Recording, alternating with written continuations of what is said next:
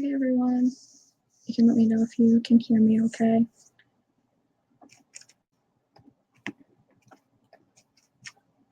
Hey Dylan, perfect. I'll go ahead and get started here. So today I'm just going to be talking about college admissions, kind of doing a timeline of each kind of school year, what you can do to get prepared. That's why it doesn't really matter what grade level you're in. If you're here, I did the little poll. I know a lot of you filled that out, and that's perfect. If you haven't already put in the poll what grade you're going to be in the upcoming school year, I see it's mainly juniors and seniors, of course. I see that fluctuating. A couple sophomores, guys are getting ahead of the game. But I just kind of wanted to gauge where everyone was at so I can kind of adjust the presentation as I go, and I don't want to spend a lot of time on freshman year things if we mainly have the juniors and seniors in here.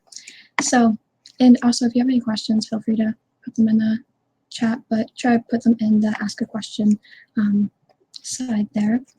So getting started today is just the college timeline. Like I said, my name is Caitlin Arnold.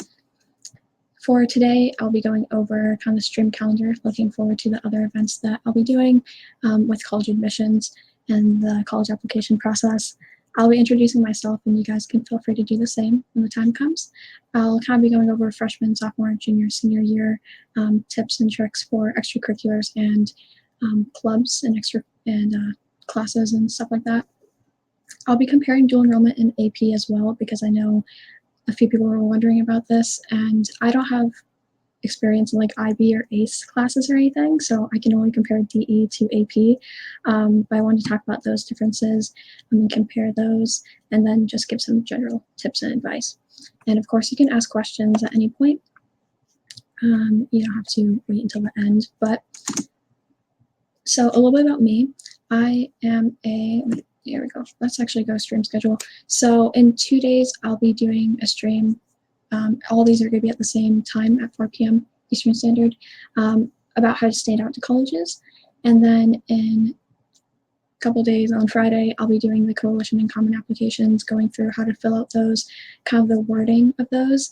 That one's mainly geared towards seniors, but I would definitely recommend like underclassmen going to that regardless, even though you won't be filling out the application like right now and won't be applying to colleges in the fall. I still wish that I knew what those applications look like as an underclassman, because I did not know until like a year ago. And then next week I'll be a camp counselor, so I'll be gone. But in 2 weeks from now, picking a college on Monday, the different factors, maybe some that you haven't thought about with regards to picking the right college for you. My goal is to have you guys kind of have an idea of what you want out of a college by the end of that.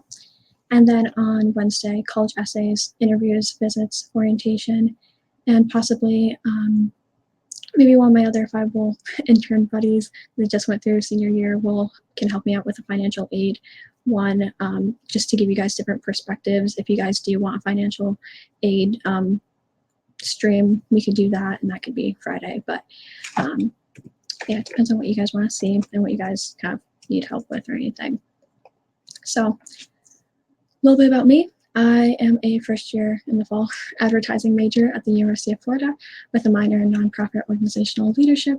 I graduated from Florida Virtual School full-time, which I know a lot of you have questions about in regards to, of course, EP classes with FLVS and how those work.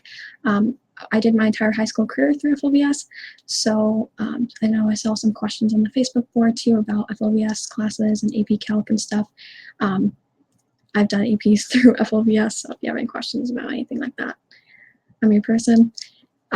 Regardless of it being an online school, I was involved in a lot of extracurriculars, both like inside and outside of online school, and took a lot of AP and DE classes. Like I said, I haven't done ACE or IB. They just weren't offered to me, but dual enrollment was what I mainly did, and then I did APs to like help with that. My college application process, I applied to 8 colleges. Some people think that that's not a lot. Some people apply to like 15. Some people apply to like 1 or 2. Kind of just depends on who you are and what you want out of the process. I did not know where I wanted to go to school a year ago. Did not think I would ever end up at UF. So was just as confused as probably most of you are. I actually changed my major at college orientation. I applied to every school except for one as a mathematics major. The other one I did engineering physics. So I changed my major at college orientation. They're like, hey, are you still a math major? And I was like, no, advertising. And they went and switched it. So don't worry if you don't know what you want to do. I switched mine after I got in. And I did go through the Ivy League process. And so I had an Ivy League interview and everything. Fun fact, I actually said yes to UF before I heard back from any out-of-state schools. I just knew that it would be the right choice for me. And I can always talk about my experience with applying to colleges and things like that. If you guys have any specific questions about things, early admission, like early decision, early action, all those kinds of things, or want to hear about my story, but I kind of wanted to make it broad for you guys. And then if you have any questions, I can answer them. And as for my role with Fiveable, I've been a Fiveable intern for about like 6 months now, I guess going on like 7. I'm a head TA, content creator, and on the social media team with Fiveable. Heard about Fiveable through one of my friends that I met through FLVS, and she talked to me about the internship. I applied as an AP Hug intern, was an AP Hug intern, took AP Hug as like a sophomore, so that was fun. But yeah, so that's a little bit about me. I really wish I had Fiveable when I was like studying for AP Hug, A Push, things like that. Like I always went to review sessions that my school offered. So if this was a resource, like I would have taken advantage of this so much. So you guys are lucky to have this like going forward because I didn't and I wish I did. A couple pictures of me at graduation and me going go Gators. And Dylan, I am going to convince you to go UF. So just look forward to that. Okay, I'll actually answer the question that was just asked. So are colleges more likely to select you if you apply early? It depends what you mean by that. If you mean early decision or early action, yes, you are going against a smaller pool of people than anything else. If you apply like rolling admissions where you get your decision back within 2 weeks, also yes, you are again going against like less people in that capacity. If you just mean that if the school that you're applying to, like UF, had like a deadline of like November, let's say 12th, they didn't do rolling admissions, early decision, early action. They didn't do any of those programs. They just had a regular decision deadline. It doesn't matter if you applied in June or if you applied, like I applied to UF the day it was due. I applied to most of my like colleges, like because senior year is stressful, but yeah, that it doesn't matter in that case. Only really matters like if you're doing early admission, early decision, you're going against less people. So I would definitely, if you know what school you want to go to, say you want to go to Boston College and like you want to apply early decision, you know you want to go there. If you got offered admission, you would 100% go. Like apply early decision, you're going against less people. I can't talk. So it's better to do that. But if you're kind of unsure, I wouldn't do that. I considered doing that for Boston University, but I just wasn't completely sure where I wanted to go or what I wanted to do. So yeah, hopefully that answers that. If you have any other questions, though, feel free to ask. And you guys can, going back to this, can introduce yourself in the chat too. Be sure to keep track of Fiveable on social media. You guys will hear when my streams are, as well as my other intern buddies' streams are, and the rest of our streamers. So at Think Fiveable, Twitter, Instagram for sure, we keep up with, letting you guys know when these streams are. So be sure that you're checking us out on social media and subscribing to Fiveable on YouTube as well. So plug for Fiveable. Freshman year. So I'll kind of will go over this quickly. If you guys are older than the age group I'm talking about, maybe you can just look back and kind of see these as boxes that you can check. And some of these are just points I want to hit regardless of what grade you're in. So shadowing current officers is something that I would always recommend doing. I would not recommend going into a extracurricular of any kind and immediately thinking that you're going to become president of the club. I wouldn't recommend that. Always learn from people that have way more experience than you, for sure. Generic clubs, I talked about this with Dylan on the Fiveable intern experience like live stream. Everyone's in like student council, SGA, K Club, National Honor Society. Like being in those won't be your like differentiating factor, you have to differentiate yourself in other ways. So if you think about even in an extreme case like Harvard, like every kid that applies to Harvard is an NHS. So they have to do other things to make themselves stand out. So if you're passionate about something, doesn't really matter what it is, like join a club, whether it's theater or like chess club or like board game club. Like if you like it, do it. That looks better than being in a bunch of clubs just so they look good to colleges. And you'll hear me say that and the word passionate a lot because I think that's really important to be passionate about what you do. And someone asked at that stream, like, how did you get through high school? Like, you have to care about what classes you took, like you're taking, and be excited about what you're doing. And if you're only an SGA for what it looks to colleges, like you won't have fun. So if you're, I'm not saying those clubs are bad. If you're an NHS and you love it and you want to become an officer, that's great. But don't just join things that you think look good. And then volunteer work, get that done early. In Florida, we have bright futures. 9 times out of 10, students wait until senior year to get all their 100 volunteer hours done. Don't be that person. Like, you had 4 years to do it. Start early. That's my advice. Of course, freshman year, one thing I want to talk about was some people said that, hey, my school doesn't offer AP classes. Like, I can't take anything as a freshman. And the only things I can take as a sophomore are like AP World. That's okay. Colleges recognize that. Colleges know that. My FLVS offered 15 AP classes. I didn't take all 15 or anything. But they know that different schools offer different things and they look into that. So don't think that you're at a way less disadvantage than someone that had way more opportunities than you. They kind of can balance that out. All right. And a big thing now with college applications is that it's more about clubs and extracurriculars than it kind of is about necessarily your GPA or your ACT, SAT score. So getting involved in those extracurriculars.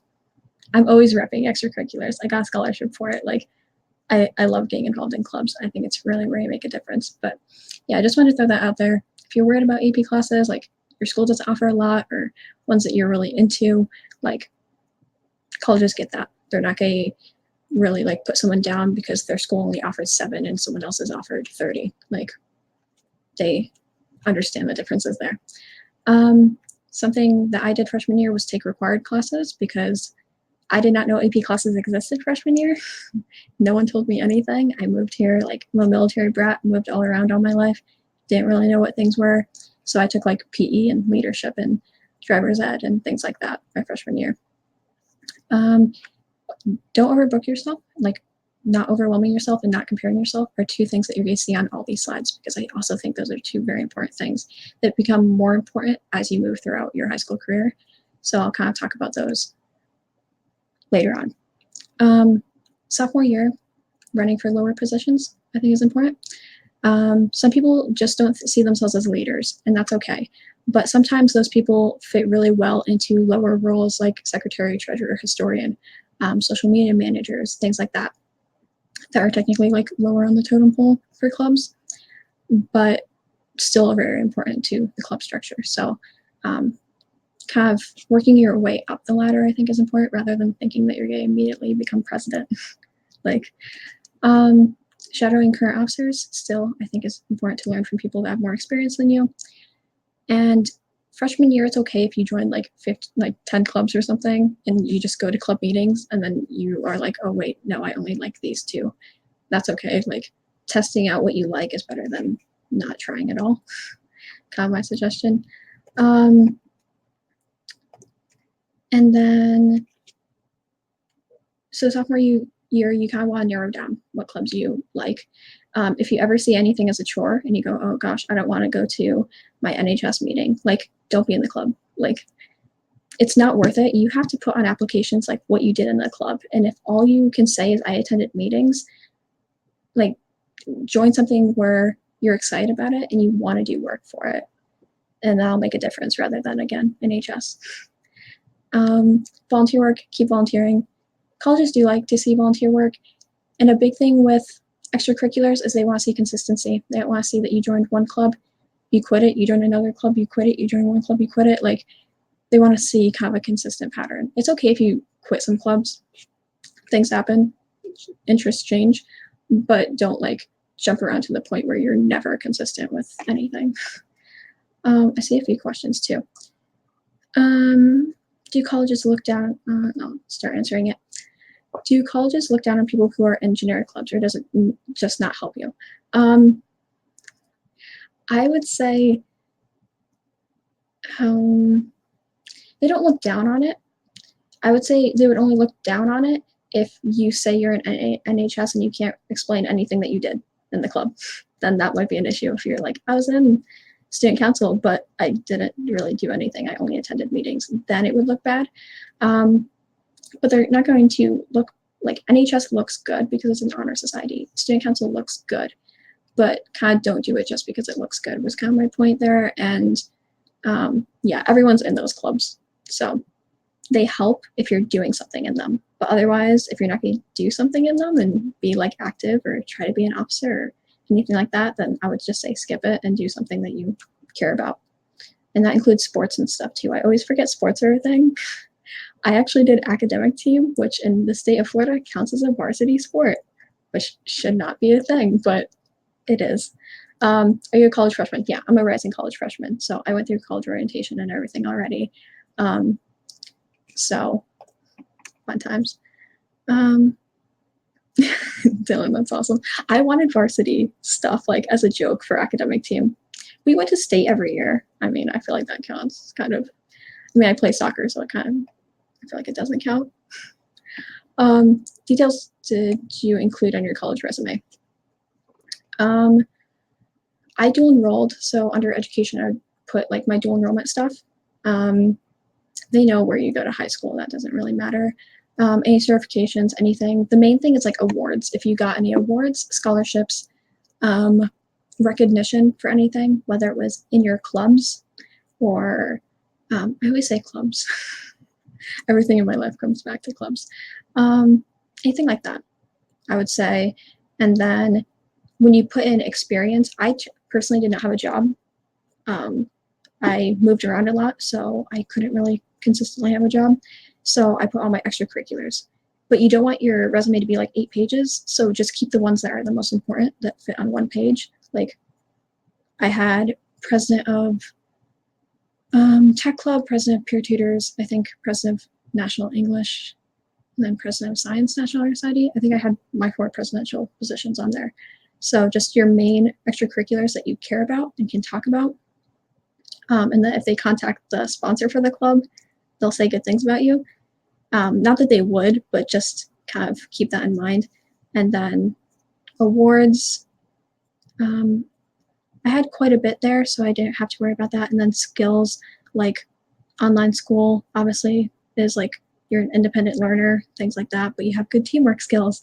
They want to say that you can work well in a team, but you're also like independent and don't have to rely on someone. It's very contradictory. Like you have to be both sides of the spectrum, but like finding the middle ground there. So putting down like some key skills that you have, or if you're have certifications or something like that. Especially if you're like a computer science major or something like very specific, you would want to say like, oh, I have this certification in Java, I have the certification in Python. So those things would be more like good for you. But if you're like a history major, there's not really certifications, you know, something like that, then, you know, don't worry about it. Let's see.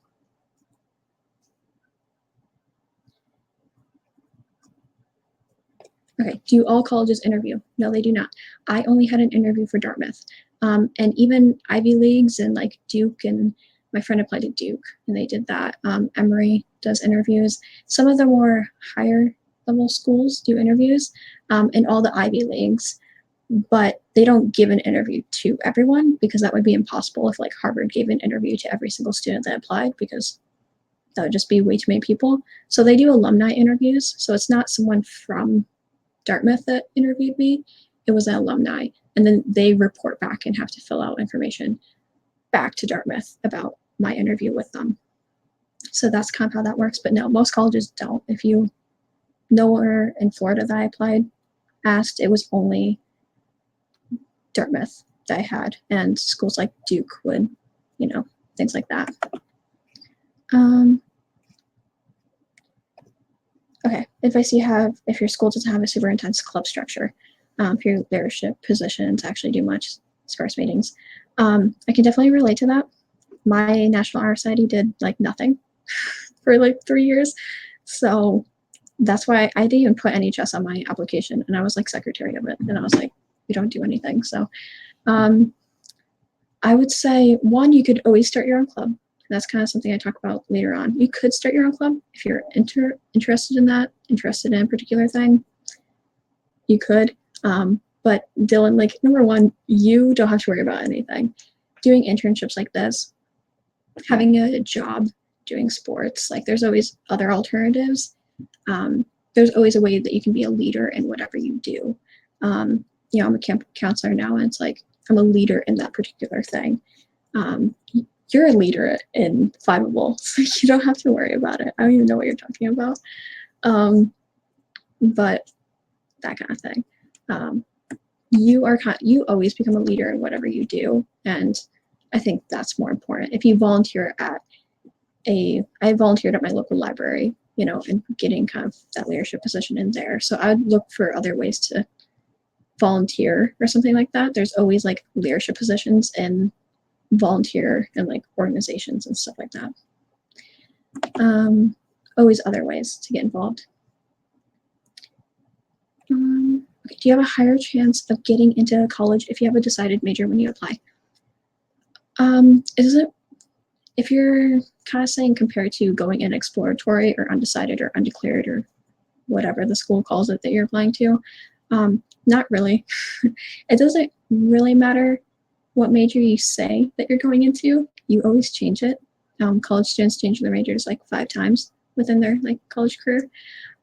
So you don't have to be stuck on anything for sure. Like I said, I changed mine at orientation, but the only kind of main thing I would say, there's a couple majors that would be different. Sometimes bio, engineering for sure. It depends on what college you're applying to and what their strong suit is.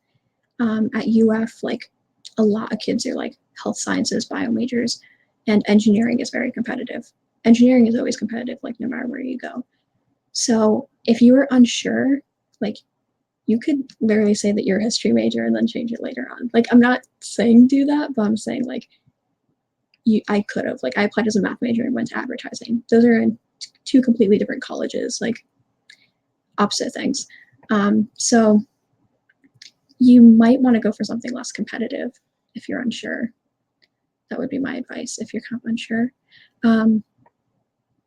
So major does matter, but at the same time, like you can switch it. So if you find that whatever you're trying to go into is very competitive, you could always alter your major a little bit and then go into the program. If you get into the school, they can't say, no, you can't switch majors. Like that's just not how that works. You got into the school.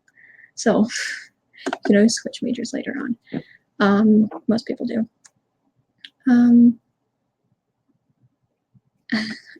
Where do you find scholarships?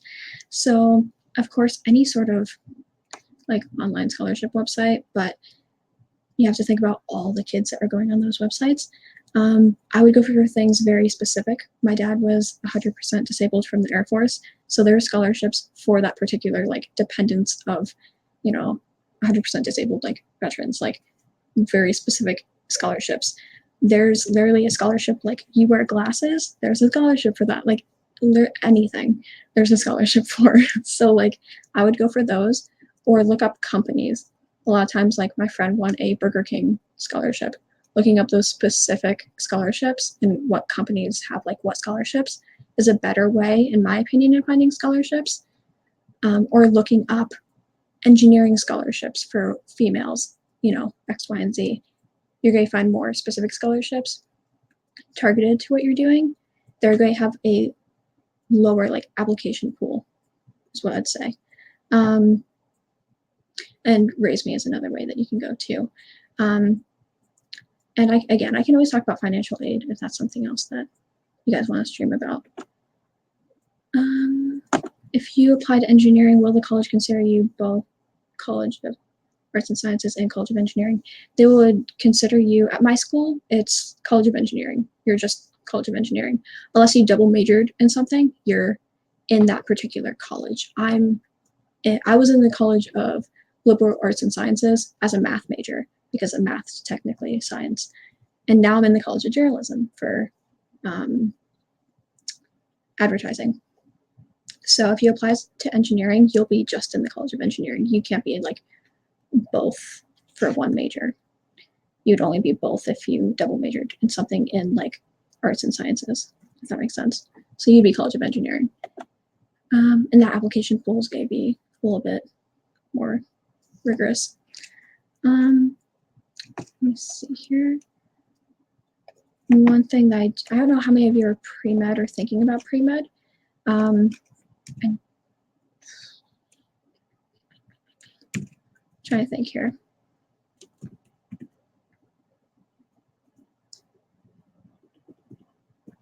Okay. So another question, what exactly counts as extracurriculars? I have a job every day after school, so I don't have as much time for clubs. Extracurriculars, you can still put in a job. If you have a job, you can put that in like coalition common applications. That counts as an extracurricular, anything that you do outside of school. If you intern with Fiveable, that's an extracurricular. It doesn't have to be through school. If you volunteered once a week at an animal shelter, that's an extracurricular. So a lot of times clubs don't really fit into a lot of student schedules, obviously, because you have things like that going on where you can't always go to the meeting at 4 o'clock every Thursday. So really anything like that, if you volunteered, you have a job that counts. Anything like that, if you went above and beyond. If you started some people like, this is an extreme case. Some people like start their own nonprofits or start their own like organizations, things like that. That would count as extracurricular. You tutor on the weekends, you babysit, you could even do stuff like that. That's kind of like a job. Anything that you do kind of outside of school, it doesn't like have to do with your grades. It's extracurriculars. It's usually like benefiting someone else in some way. But if you start your own book club in, I don't know, your city or something, that could count. Or just random examples. There's something I want to talk about, but I don't know where it is now.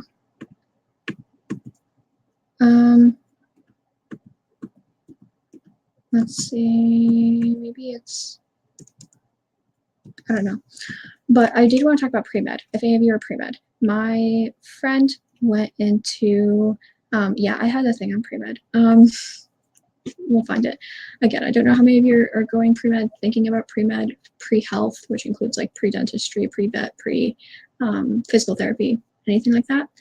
My friend went to UF, is going with me to UF, and they did not accept any of his AP Bio, AP like stats. They wouldn't accept like AP Chem, anything like that. They would not accept for a pre-med major because they want you to take those classes at the college level, and AP isn't technically college.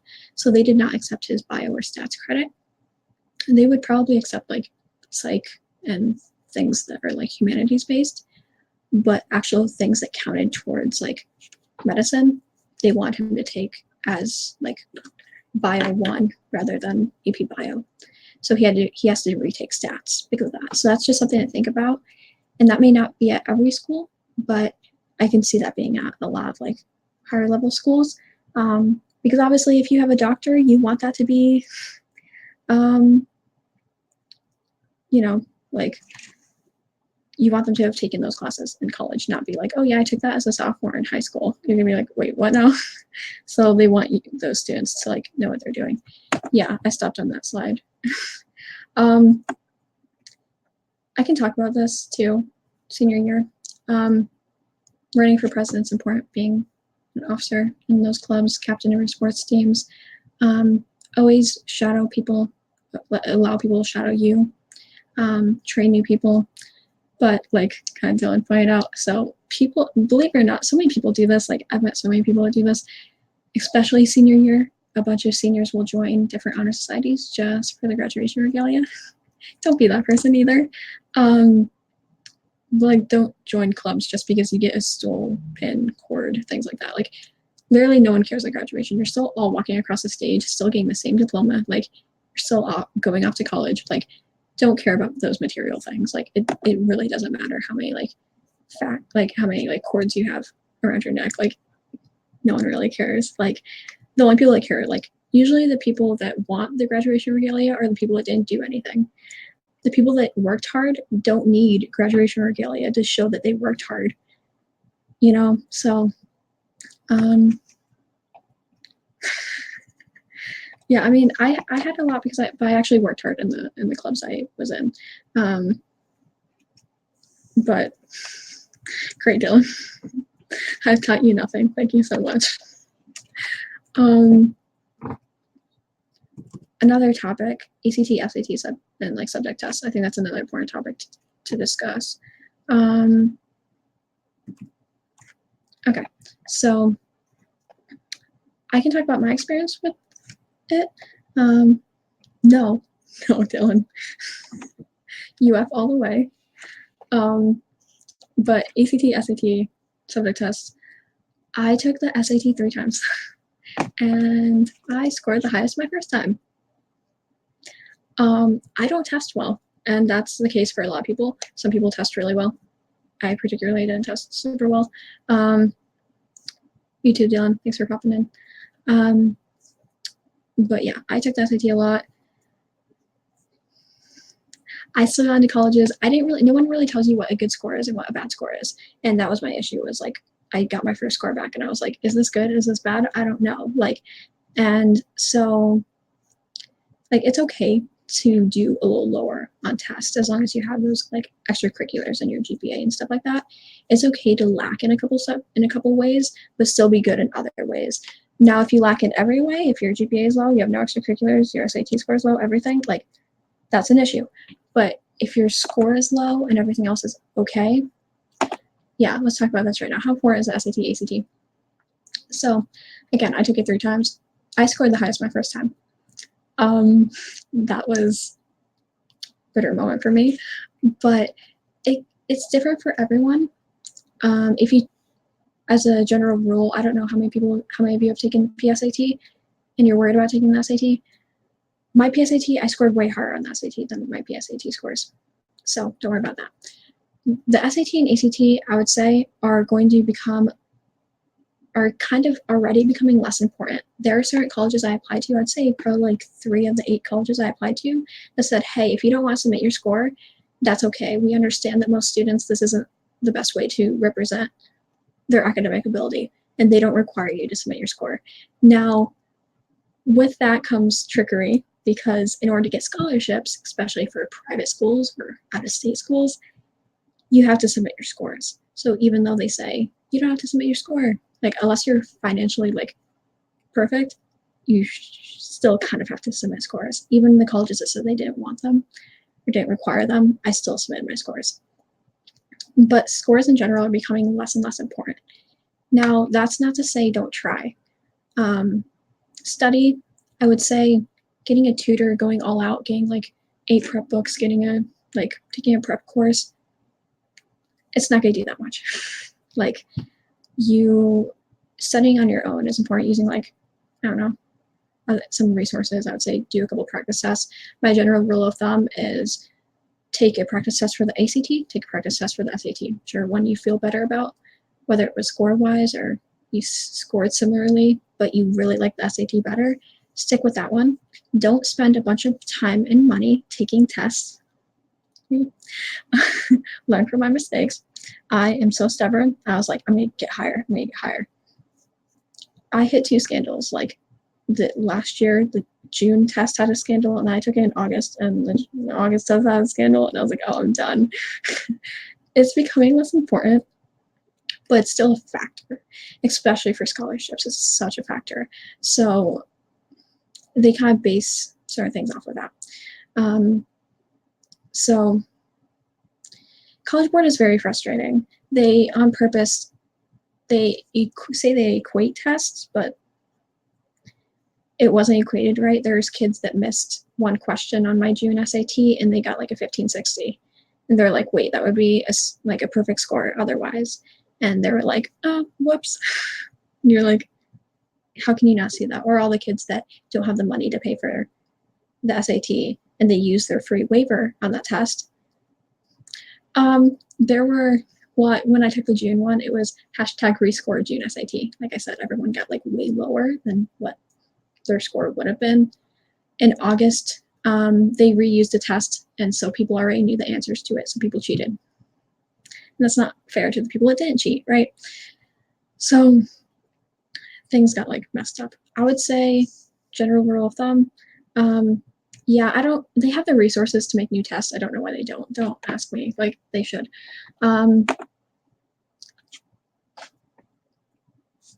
But yeah, so I forgot what I was gonna say. But yeah, SAT, ACT. Oh, timeline. If you're a junior, take it junior year. Take it for the first time, ACT or SAT, your junior year. Do not go into your senior year, like deep into your senior year, trying to keep retaking the test. It's very stressful. Don't do that. Like not at all. Like the latest I would say you should be taking the SAT or ACT is either August or September of your senior year. Don't take it for the first time though, August or September, because then you don't have time to improve. And you should be able to lock down your score and say, okay, I'm happy with this score and I'm going to apply to colleges with this score. So I would say by like March of your junior year, you should have taken the SAT. I waited until after my PSAT my junior year because I wanted an updated kind of something to study off of. So, okay, AP classes did I take and what were they? Like I said, I mainly did dual enrollment. So I did most of my credits through dual enrollment, but I did take 6 AP classes, all through FLVS. I did AP Human Geography, AP US History, AP Computer Science A, AP Calc, AP Environmental Science, and AP Macro. Those are my 6. I just personally liked dual enrollment better, mainly because, like I said, I don't test well. So having my credit depend on one test was not great for me. That's why I wish I really had like Fiveable when I was studying for tests, because that would make me calm down so much more. But yeah, those are the ones I took. I got into good schools. You don't have to take like, some people are like, oh, well, I'm going to take like, like 10 this year. Like, you do you, don't focus about what other people are doing. Like, everyone's different. Someone doing pre-med, someone doing history major, they're going to take completely different paths to get there. So don't worry about what other people are doing. Just like focus on you and see your boundaries. Push yourself, but don't push yourself to the point where you're like breaking. So those were the AP classes I took. I only took 6. AP Environmental, I loved AP Environmental. Honestly, probably my favorite AP I took it as a senior though. Most people take it like earlier. AP Environmental, it's not too bad. Like if you keep up with it, there are certain topics where you'll have to watch like review videos, but it's honestly not difficult. Super difficult AP. I'll be working with the AP Environmental team this year, which I'm really, really excited about. It was by far my favorite AP that I've done. So yeah, there's not a lot of advice for it because it's not too difficult. I just got a prep book and I went through that, but you'll have Fiveable too doing live streams. So just keep up with it and maybe look into like lab reports and stuff like that. You'll have to do a lot of labs for environmental, and those can get a little bit annoying. But overall, they're pretty fun because unlike a lot of subjects, AP Environmental relates to you. And you can look around and be like, oh, wow, I'm using a lot of water, and you'll like feel bad. Like it relates to your life on a constant basis. So I really, really enjoyed it. Any tips on choosing a major? Here's my process with choosing a major, story time. Freshman year, I thought I was going to major in civil engineering. By junior year, I was like, I'm going to major in math. I want to be a math teacher. And then now I'm an advertising major. So what I did, why I changed my major, was kind of dropping what other people think you should do. Dropping the expectation that other people have of you, and dropping like, oh, my parents want me to go pre-law. They want me to be a lawyer because that's a good career that'll make money. You have to take those kinds of things out of the equation, as hard as that is. You have to take those out and just do what you, again, are passionate about, my keyword. So I landed on advertising because I looked at my math major like track. And I looked at the electives, and my pre-med friend was like, oh, I'm so excited for these bio like electives. I'm so excited for it. And I looked at my math major electives and I was like, oh, I'm not that excited about this. And so I wanted to see what electives of what major would really excite me. And what did I like in high school? And what did you, kind of a big thing is like, what did you do in high school that like you always did and didn't have to think twice about? Like, I took a social media class my freshman year because I needed a one like semester class and I loved it. I look back and I think about all the like little social media stuff I did and how involved in that kind of stuff I was. And I'm like, oh wait, this is the right path for me. So I think the main thing is not thinking about what necessarily your parents want from you, and actually like being like involved and kind of looking back at maybe extracurriculars that you've always done. You've always tutored kids in bio and you're like, oh wait, I really love doing that and I don't complain about it, like I love it. I think that's a good thing. Kind of helps guide you in the right direction. Okay, I see a question about dual enrollment. I'm going to switch to dual enrollment one, if this will work. Okay, it's like that. Cool. Dual enrollment, so there's differences between DE and AP. Dual enrollment is taking college classes directly while still in high school. You earn college and high school credit if you pass the course. AP, of course, you guys know what AP is. Yeah, it depends on the course you take. AP, you guys know that with few exceptions, the courses are typically a year long. Transferring, there's a cap on how many credits you can get from AP courses typically. My school has a cap of 45 credits that you can get. Credit hours, not credits as in 45 AP classes. Credit hours for college, like you took AP Psych and that would count towards Gen Psych and that would give you 3 credit hours. So some kids that's not an issue, but if you think about 45 divided by 3, right, that's 15 classes. That may be an issue for some people. Some people will maybe surpass that, and that's an issue for them. I know people at UF that had at orientation were circling which APs they wanted to transfer because they had more than that. And that's also dependent on the college. So if you're interested in a particular college, look at if they have a cap on AP credits. And also another note, econ courses and foreign language courses typically have more credit hours. So at my school, econ courses are 4 credit hour classes and foreign language credit classes are 5 credit hours. So that again makes your 45 credit limit go down fast. But once again, that's different per college. It may be 45, your school, your college may have 60 credit, gap. So college credit, obviously you have to earn a qualifying score and each college differs on what they accept. I loved AP Environmental, was actually kind of excited to take the AP exam to be like, see, I did well in this class. Like I can do well in the exam. And my UF didn't accept any credit for it. So I just didn't take the exam. And this is the pre-med stuff. Some colleges will not award AP credit for biochem stats classes for any pre-med students. And that again depends on the college. My college does not accept credits. Dual enrollment. I love dual enrollment. I took let's see, 9, 10, 11, 12, 13, 14, 15 dual enrollment classes. I transferred into college with 48 credit hours. So my senior year of high school, I did early admission dual enrollment.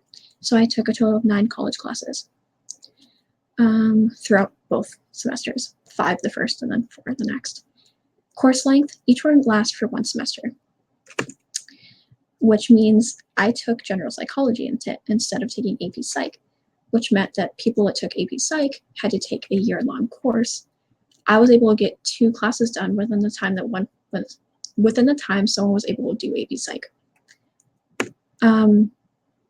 Transfer, there's usually not a cap on how many credits you can, like credit hours you can transfer from dual enrollment. The issue comes into play when specific classes may not be transferable to out-of-state colleges. If you took underwater basket weaving, that may not transfer to, again, I'm just going to keep using Boston University as an example. Boston University, right? Kind of some very specific classes won't transfer to colleges. But if you're taking English Comp 1, Calc,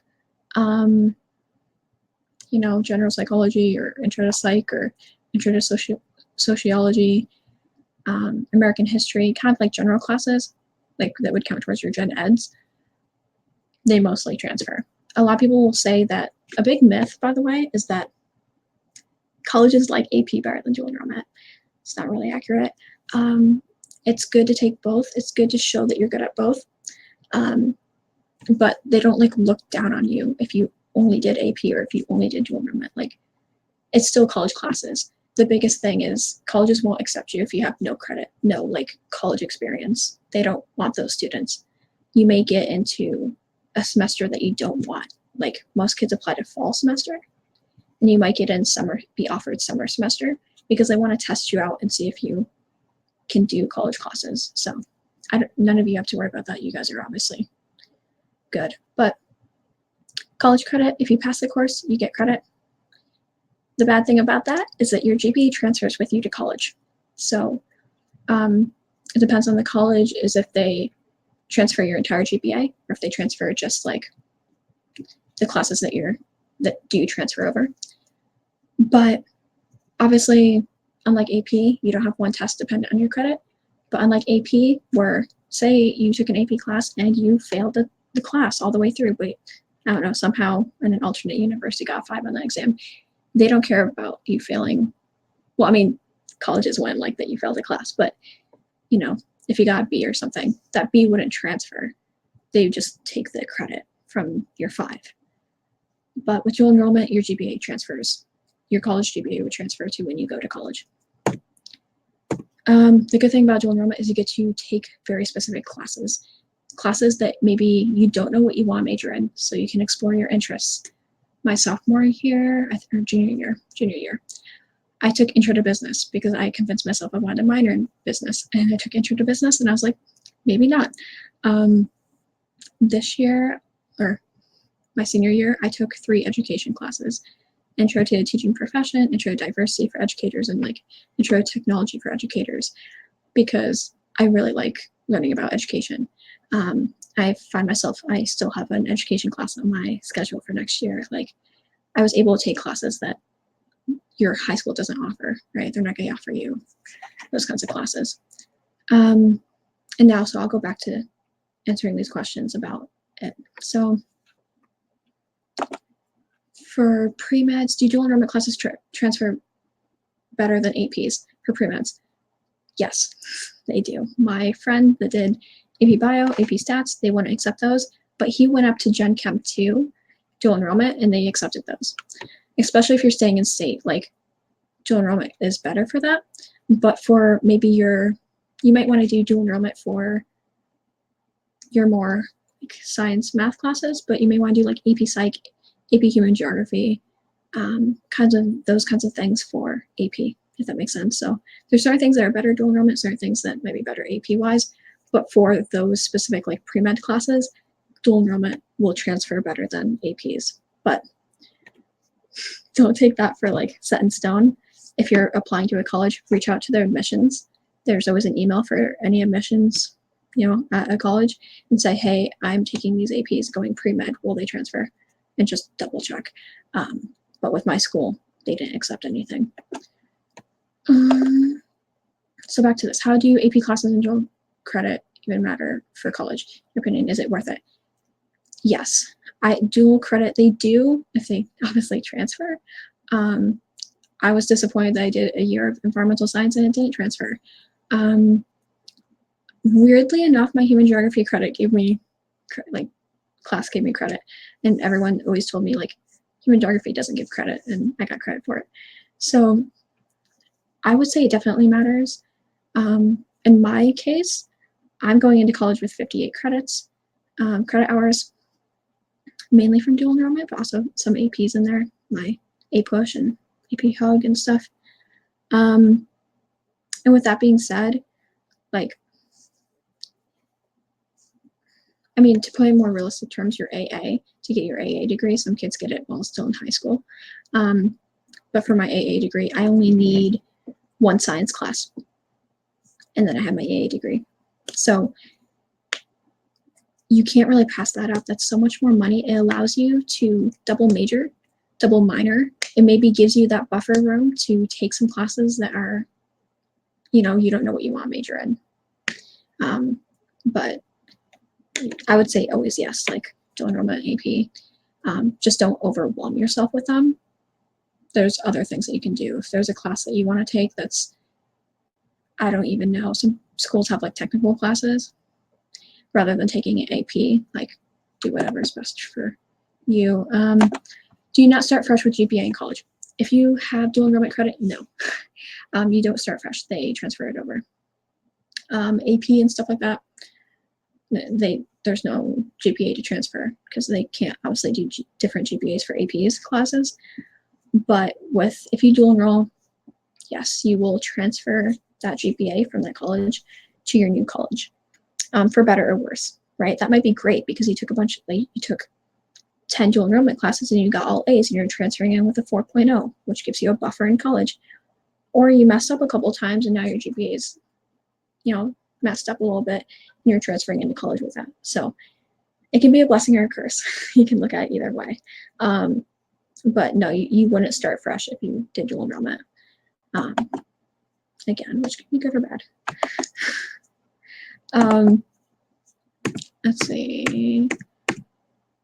And this is a big thing though, talking about majors and stuff like that. It's okay to not know what path you want to take, college, major, minor, anything like that. You don't declare minors, by the way, like anytime soon. So if you like are like, oh, I'm gonna like triple major and minor in X, Y, and Z and X, Y, and Z and X, Y, and Z, like you don't define that now, so you don't have to worry about minors or anything. You'll only tell the college what you want to major in. For mathematics, for example, they had a BS in mathematics or a BA in mathematics. I didn't get to choose which one I applied as. I applied as a math major and they put me in whichever one. They ended up putting me in Bachelor of Science. But also, it doesn't, by the way, don't look at Bachelor of Science or Bachelor of Arts as like Bachelor of Arts is like bad and Bachelor of Science is good. It's not how that works. So don't be scared if your major is like Bachelor of Arts. Let's see. Don't do things just because they look good for colleges. But yeah, never be afraid to ask for help. Shadow a student. Always ask questions. And again, you guys have been doing this. You can ask questions away. That's my personal email there too. If you have any questions after the stream, let me see. Let me make sure there wasn't any other points kind of wanted to go over. Oh, one thing with comparing yourself to other people. This is something I did all the time. You should be able to. I know Fiveable Plus members can replay, but okay, comparing yourself to other people. I was the worst at this. I used to go on YouTube. I don't know how many of you do this, and look up like college admissions reactions or SAT score reactions or AP score reactions.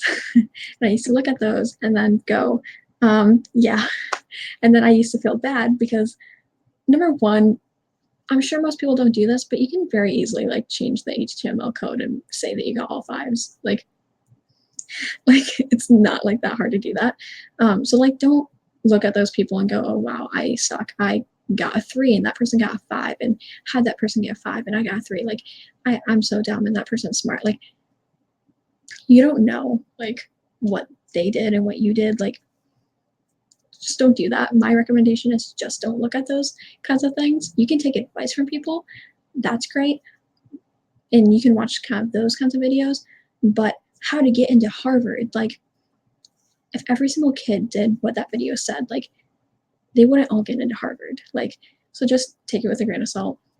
Don't just like watch all those videos. I used to get so down on myself about like this person's like got into all these, you know, Ivy Leagues. I don't know if any of you have seen those videos where people will be like, oh, I really want to go to Harvard, but I guess I'll settle for Yale. And you're like, what? Like, and that doesn't, I can't comprehend that. But like, those things will make you feel so bad about yourself and make you like compare yourself to that person. Just try to avoid that at all costs, like as much as you possibly can. And do colleges care that much about your GPA in freshman year, or do they care more about progression? This is an important thing that I forgot to talk about. Thank you for asking this.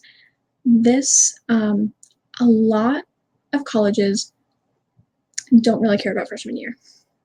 They understand that if you mess up, you mess up. Some colleges don't look at it at all and like openly say, we don't look at freshman year. We don't judge you by your freshman year. So if you messed up, it's okay. Now, that's not to say I'm going to go mess up freshman year and not care about anything. Don't do that. But they have a lot more forgiveness with freshman year. So if you failed an AP or like an AP exam, by the way, if you fail an AP exam, just don't report it. Like, maybe that's not the right advice, but like, just don't report that you failed it. Or if you did something and you're like not super proud of it, you don't have to report all your scores, just FYI. And so they care more about your progression. So as long as you can kind of progress and do better, and you go from getting maybe a C's and B's or something freshman year into getting A's and taking harder classes, they care more about that than they do about you getting a couple B's or something freshman year. They have a lot of forgiveness for that. My friend got into BU from, like she messed up a lot freshman year and she got in. Okay. All the AP classes I took, I did not take Lang and Lit. I did English Comp 1 and English Comp 2 through dual enrollment. So I don't have a lot of advice for it. I did dual enrollment just to get 2 years of English done in 1 year. So I'm sorry I can't help with Lang and Lit. Good luck with both of those. I've heard a lot about Lang and Lit, especially Lit. But can do it. All right. Trying to think here. Senioritis. Okay, let's talk about senioritis for a hot minute. Any of these, let's see how many seniors we have in here. We have 7 seniors that were in here before. So don't let senioritis like take over. I know easier said than done, but don't let that happen. I did not hit senioritis until my second semester of my senior year. Once I got into UF, and I was like, oh, I'm going to UF. And then I was like, wait, why am I taking all these classes that like won't help me in college? And then senioritis like a bus just hit me. But juniors, they're like, oh, I'm already feeling senioritis. Like, don't let that hit too early. If you care about the classes you're taking and the extracurriculars and everything like that, then you probably won't feel it that bad. But if you just like are taking these APs or classes in general that you don't care about, you're going to hit that limit very fast. Financial aid advice, how to predict which colleges will give better financial aid. I don't want to get into a bunch of colleges, but we get the same price for it. Okay, so financial aid, we can also talk about for a hot minute. Any private school is going to give you a scholarship. They just are, because no one has the ticket price of a private school. Every private school I applied to, I got either between $70,000 or I think like $150,000 scholarships, and I don't have like a 1600 SAT score or anything like that. So if anything's private, you're going to get it. If you're out of state, you're going to get it. If you're both, you're definitely getting money. I applied to like UMass Boston, and I think I got like between $70,000 or $100,000 from them. And even like University of Florida, I didn't get any scholarship money from my school because I live in state. If you're applying to out-of-state schools, they mainly give that financial aid money to people out of state. So I know the ticket price when you look up, like, I keep using BU as an example, but BU, tuition costs, like, you kind of can look at what it would be for a in-state resident. That's more realistic. Honestly, because they're going to give you enough money that almost goes down to that. If not, it is that. So out-of-state private schools, they will give you financial aid. If they don't, then you obviously don't want to go there, but I've never seen otherwise. As for like in-state, like I applied to UCF too, University of Central Florida. They didn't give me any money. University of Florida didn't give me any money. They're going to give that money to the out-of-state kids, or I know some people got like that were like engineering majors got a lot of money. So apply for those scholarships though. Like I applied to BU and there's a scholarship through the Common App that you had to write an essay for. Like do those. Like writing an essay can take an hour or two, but like them giving you 15 grand, you can't get 15 grand in like an hour or two. Like fill out those essays, maybe a little bit of time, maybe really annoying to fill out, but be sure to do that. Yeah, I think that's that. So yeah, you'll get, if you're out of state or private schools, you'll get money for it. Don't worry about it. All right, I'll wrap it up. I don't want to keep you guys too long, but at Fiveable, of course, social media. I'll be streaming again on Wednesday, going over what colleges want to see. And then on Friday, for anyone that wants to know specifically about the Common and Coalition applications, how to fill those out, how colleges want to like read those, and kind of going into the essays that those ask you to write, and all that kind of stuff. And even if you're not a senior, I'd recommend you going to that just to see how those applications look like how they work and everything. And of course, feel free to contact me, caitlin@gmail.com, if you have any questions between now and then.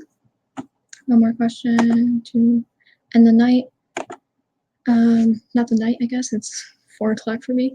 But I don't know if you know anything about studying abroad. I'm curious about learning more about this. Is it beneficial to do this, or is it better to just finish your classes at the college and travel later on? I would say that usually once you get a career, most people don't travel that well like afterwards because they're on their career. If studying abroad is important to you, look at that in your college, and bigger colleges are going to have that. My school, business majors have their own study abroad like department, and then everyone else has their own like study abroad thing. I've been to a lot of sessions on my school for study abroad. It's very beneficial. Employers do want to see, if you're looking at it from that perspective, employers do want to see that you have a global perspective on not only your education, but also like a worldview when it comes to all different types of careers. My school has like a program that you can do to get like not certified, but like you get graduation regalia. You get like, you go through this whole thing of like, you take a foreign language, you study abroad, you do X, Y, and Z, and then you're like this national like scholar person. But there's also programs where you can study abroad, but you're not like studying abroad. Like you're kind of more like traveling there and taking classes on the side. I don't know how to explain it. There's a lot of less expensive ways to study abroad that aren't typical study abroad experiences, but you're still like taking classes, and it's not like you have to like, you're not taking any classes or like it messes you up for college.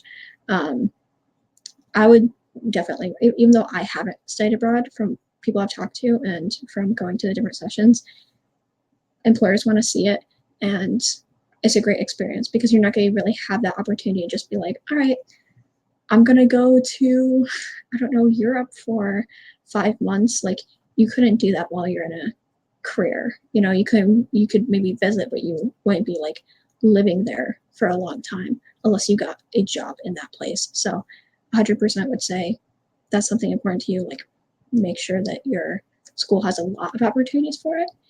My school also, if they don't offer a particular location for study abroad, then what they'll do, and a lot of schools do this, they'll work with another college, and you'll technically take classes at that other college that has a location wherever you want to study, and so you can still study like all over, depending on what you want to do and everything. So there's so many opportunities. Hopefully I'm not rambling, and thank you for listening to me speak for like an hour, like 5 minutes now. But yeah, if you have any questions, feel free to contact me. Otherwise, I'll see you guys on Wednesday. Don't want to keep you guys too long. See you guys in a couple days for like how to pick a college. If you have any questions at that point too, you can ask me. Otherwise, thank you so much for coming. Thank you so much. Like I said, if you have any questions, let me know. Otherwise, I'll see you guys in a couple days. Thank you so much for coming. Thank you.